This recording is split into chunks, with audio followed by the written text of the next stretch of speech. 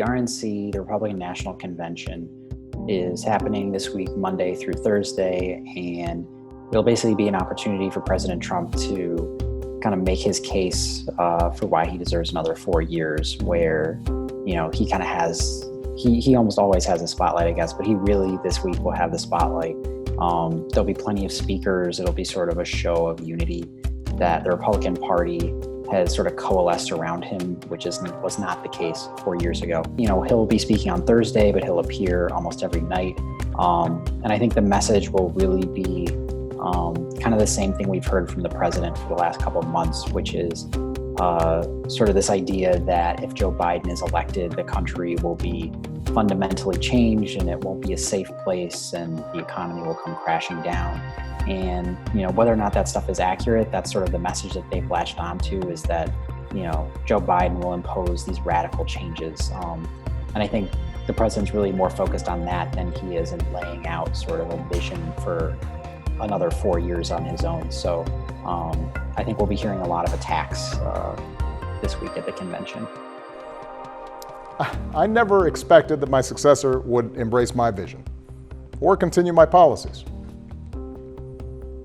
I did hope, for the sake of our country, that Donald Trump might show some interest in taking the job seriously. I wish Donald Trump knew how to be a president, because America needs a president right now. Donald Trump's failure of leadership has cost lives and livelihoods. And after all this time, the president still does not have a plan. Well, I do.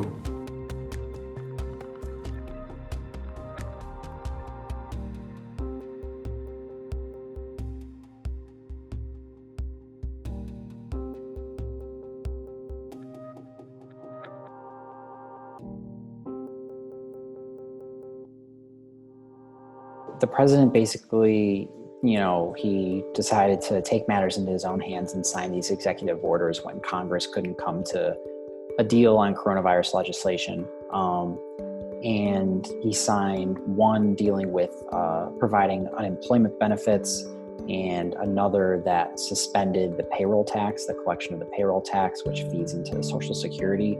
So those were kind of the main economic measures that he signed to sort of take matters into his own hands. And the White House sort of billed this as, you know, the president taking action where Congress didn't.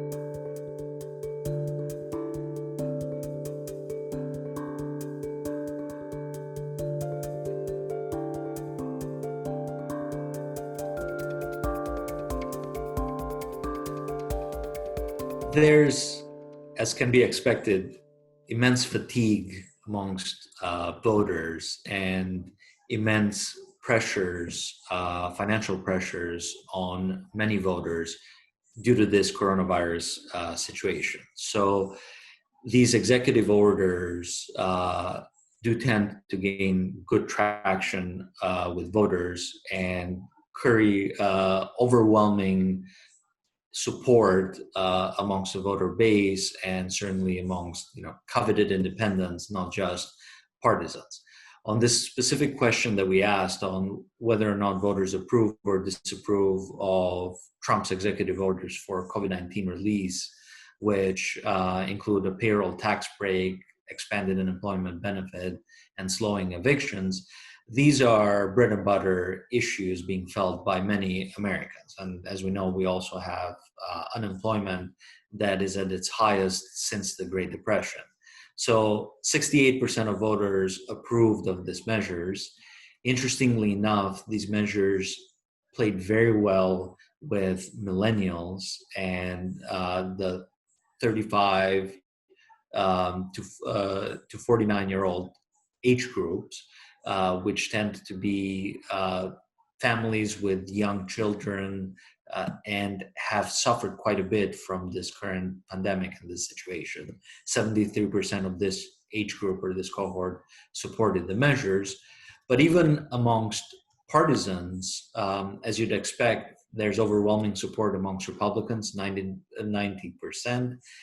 There's support from 47% of Democrats, so close to half of the Democratic voter base supports these executive orders, and then they're supported amongst 73% of independents. So widely popular and reflecting the nature of the current situation, the deep fatigue with the lockdowns and the deep economic impact the coronavirus has had so far.